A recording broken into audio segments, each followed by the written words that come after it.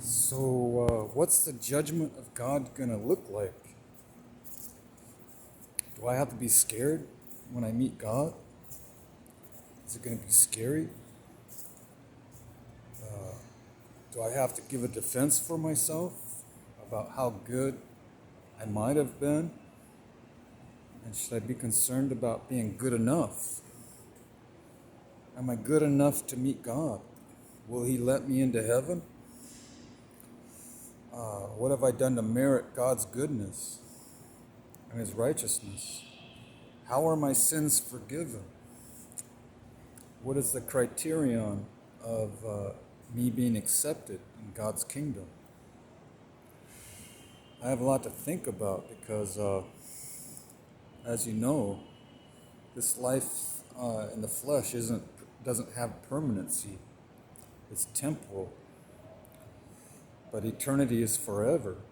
So I have to really start reevaluating things and thinking about the hereafter, even though it still could be 20, 30, 40, 50 years from now that before I meet God.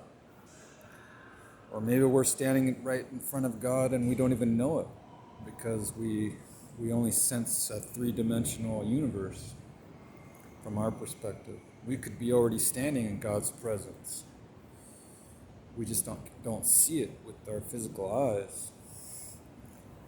But it's kind of a scary thought because we're going to be brought before angels. The angels are actually going to gather us to meet God, and someone has to speak up in my defense.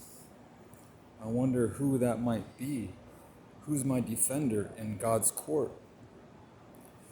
Am I going to be acquitted? Am I going to be declared righteous and justified? Am I going to be cleared? I don't want to be rejected and be sent to hell. I heard hell is a terrible place. It's not. It's worse than a prison. It's eternal fire. It's agony. It's pain. It's suffering. It's regret. It's backbiting. It's anger. It's hatred. It's everything that is horrible and bad. So I want to really try to avoid being sentenced to hell, eternal prison.